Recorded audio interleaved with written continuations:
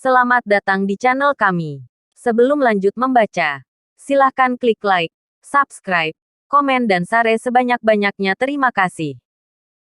Bab 57. Semua orang tampak terpana dan dikejutkan oleh cacing daging tersebut. Oke, Nyonya Meng masih terkejut. Apanya yang oke? Keluarga Meng Anda akan memiliki penerus. Reva berkata, selama istrinya tak ada masalah maka dalam tahun ini aku jamin dia akan dapat memiliki anak. Benarkah? Mendengar ini Nyonya Meng sangat gembira tetapi masih sedikit tidak percaya. Tuan Li, ini, benda apa ini? Dokter Tanaka memandang cacing daging di lantai dengan heran. Setelah cacing daging itu jatuh ke lantai, tidak butuh waktu lama kemudian cacing itu menjadi kaku dan mati. Reva, ini adalah sejenis cacing yang telah dijampi-jampi. Cacing begini yang sangat langka. Cacing semacam ini tersembunyi di dalam daging dan darah dan dapat bergabung dengan daging dan darah.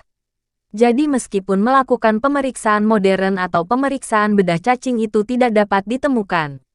Ia hidup dalam energi tubuh manusia dan hanya menempel pada tubuh laki-laki yang akhirnya akan membuat laki-laki tidak dapat memiliki anak.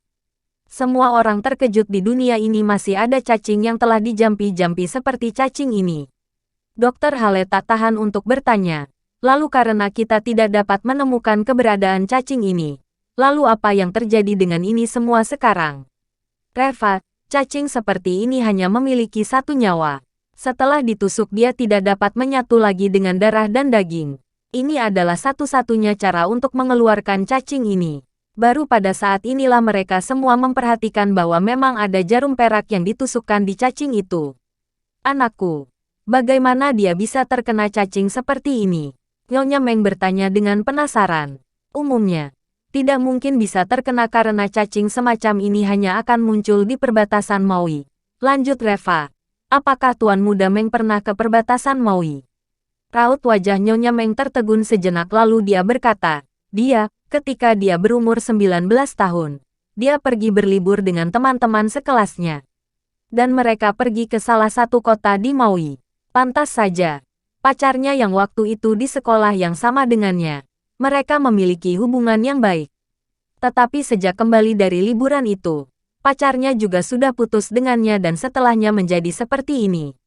Semua orang tampak terkejut. Jadi benar seperti itu ternyata. Dokter Hale masih penasaran dan bertanya lagi. Lalu, bagaimana kau tahu bahwa aku akan memberinya 3 tusukan jarum? Apalagi kau juga mengatakan dia akan muntah darah. Reva berkata, cacing yang telah dijampi-jampi seperti ini biasanya bersembunyi di dekat pembuluh darah, yang akan menciptakan ilusi pembekuan energi ki dan darah. Berdasarkan teknik akupuntur yang telah kau pelajari, kau pasti akan menilai bahwa ia memiliki pembekuan energi ki dan darah. Cara terbaik untuk mengobati pembekuan ini adalah akupuntur. Sedangkan Anda sendiri adalah ahli akupuntur. Area di mana cacing itu berada adalah tempat paling fatal untuk pembekuan energi ki dan darah. 3 tusukan pertamamu pasti akan jatuh di 3 tempat yaitu di Kuci, Guanyuan dan Sensu. Tetapi ketiga jarum seperti ini akan langsung merangsang dan membuat cacing gu ini aktif sehingga akan membuat tubuhnya bergejolak dengan darah dan menyebabkan dia muntah darah. Dokter Hale tampak tercengang. Analisa Reva benar-benar tepat. Setelah beberapa saat tiba-tiba Dokter Hale berlutut ke tanah. Tuan, Anda benar-benar jenius. Maafkan Hale yang telah banyak menyinggung Anda sebelumnya. Tolong berikan hukuman kepadanya. Tak usah sungkan. Reva melambaikan tangannya. Keterampilan medismu tidak buruk. Tetapi kau belum pernah mengalami situasi seperti ini sebelumnya jadi itu wajar jika kau membuat kesalahan. Dokter Hale berkata dengan perasaan introspeksi. Hari ini aku benar-benar telah bertemu dengan seorang ahli. Nyonya Meng tidak bisa berhenti tertawa. Tidak diragukan lagi bahwa putranya pasti baik-baik saja sekarang. Dokter Li, terima kasih banyak. Nyonya Meng mengeluarkan kartu dan menyerahkannya kepada Reva. Ini sebagai balasanku. Terimalah. Nanti ketika putraku sudah bangun, aku akan membawanya langsung kepadamu untuk berlutut dan berterima kasih kepada penolongnya. Reva beberapa kali menolak pemberian Nyonya Meng, tetapi pada akhirnya Nyonya Meng memasukkan kartu itu ke sakunya. Bersambung.